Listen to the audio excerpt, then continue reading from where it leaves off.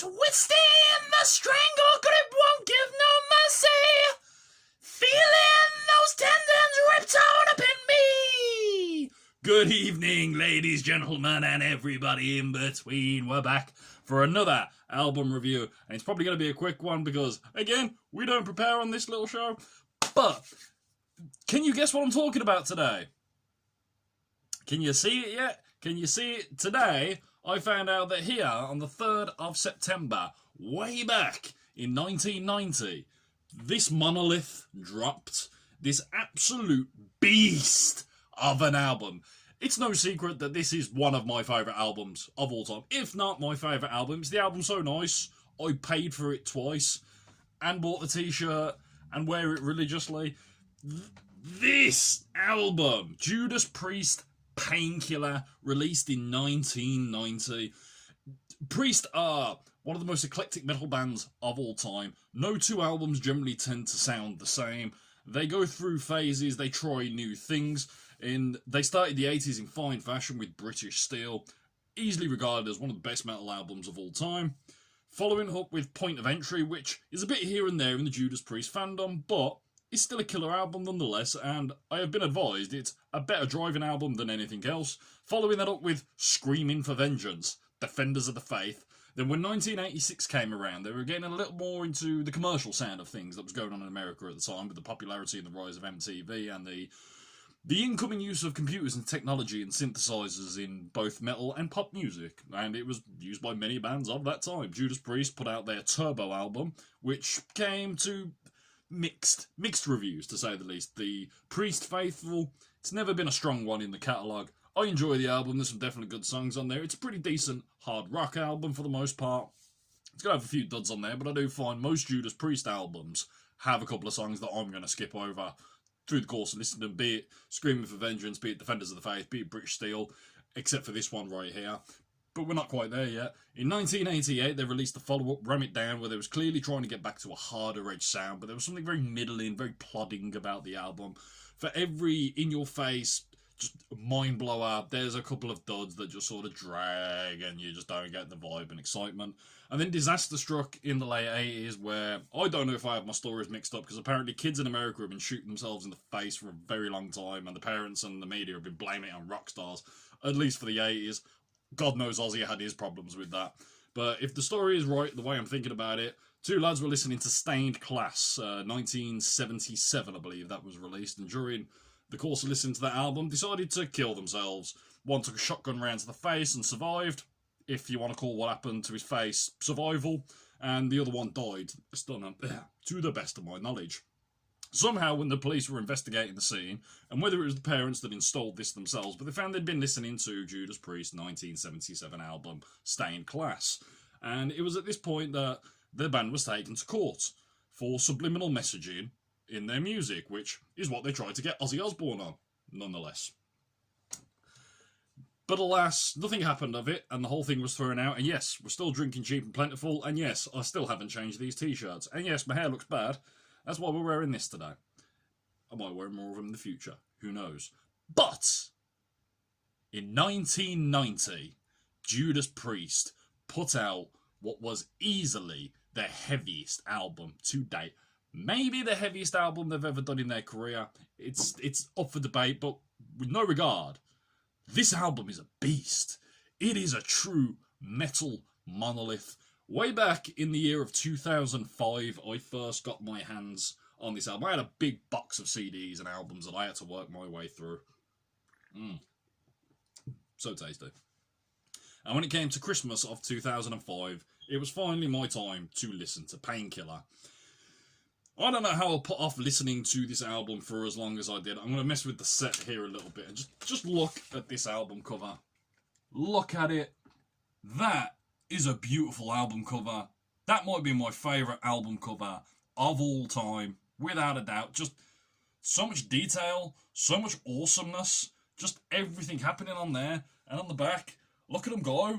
Just, is it a dragon? Is it a motorcycle? It's got saw blades for wheels. It's got a tail. It's spitting fire. There's a dude made of pure steel. Could be a knight. It's got wings. Everything's on fire. Cities are crumbling into lava. Metal! So, if you look up heavy metal in the dictionary, this album cover should be there. I'm pretty sure it's there. Don't check on that, but it could be there. We slot that one back. I don't think I can stand up. This is the CD. This was the CD that I was talking about way back when. This thing's been through the absolute ringer. It's in 2 pieces.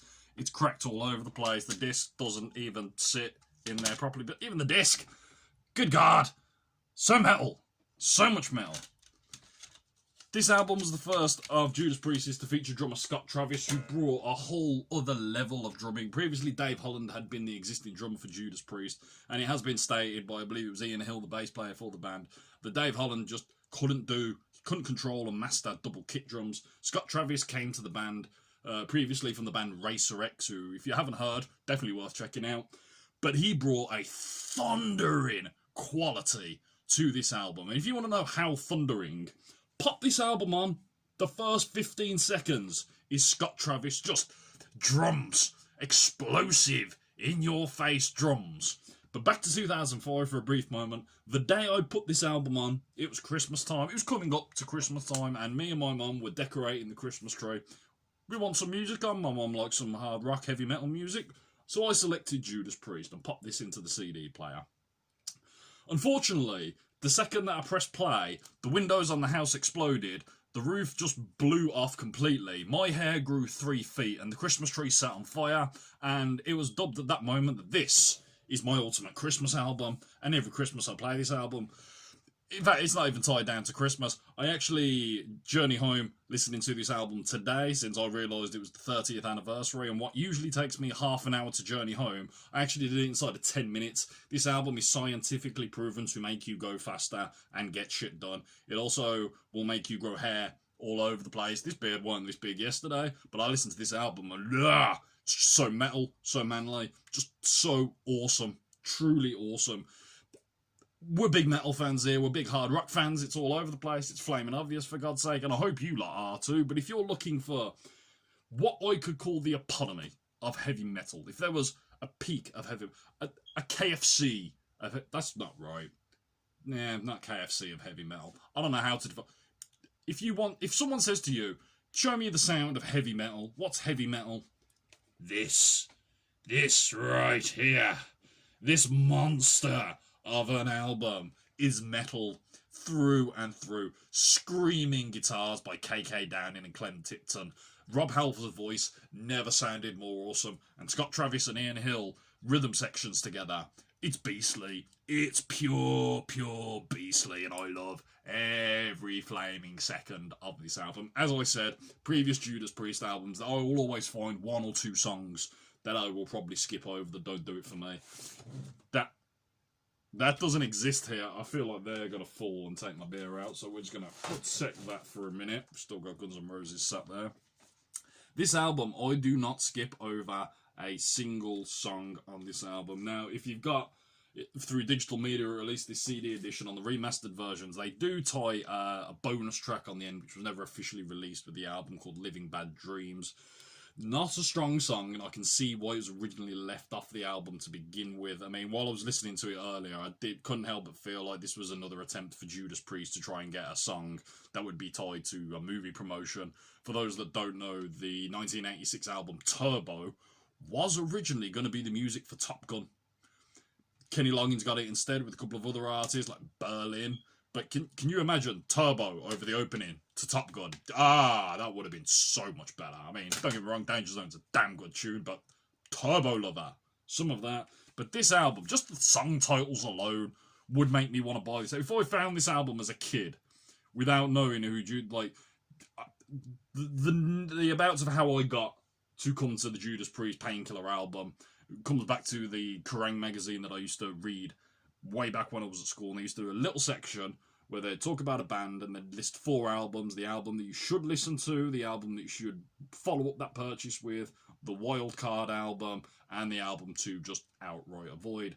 This was the wild card purchase.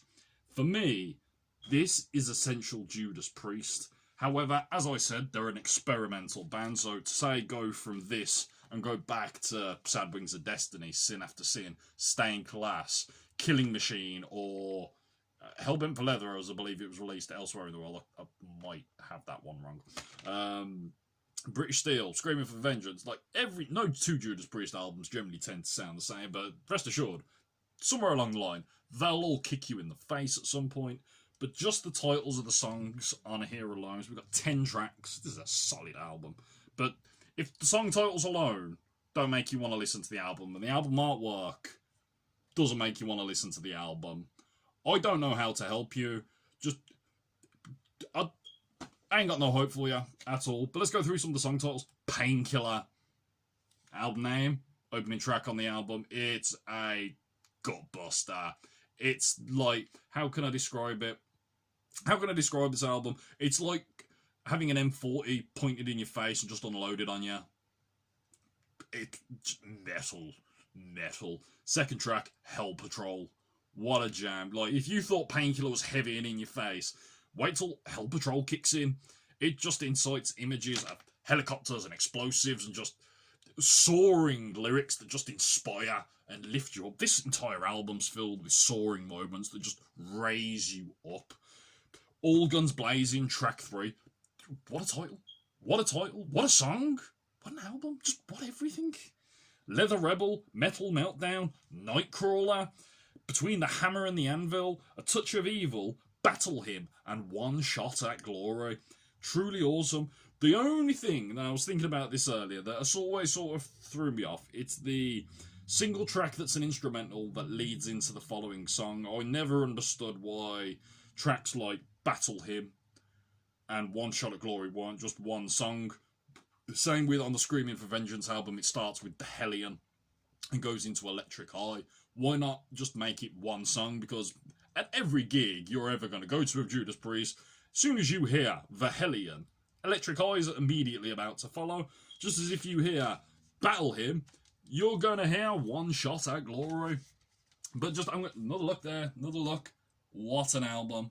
What a cover.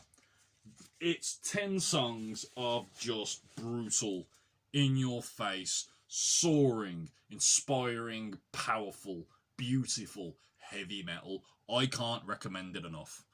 I can never recommend it enough. I love this album more than I love my own children. I don't have any children, but if I did, I'd probably love this more than I'd love those snot-nosed little bastards, I can tell you that. So I'm going to bring this one to a close.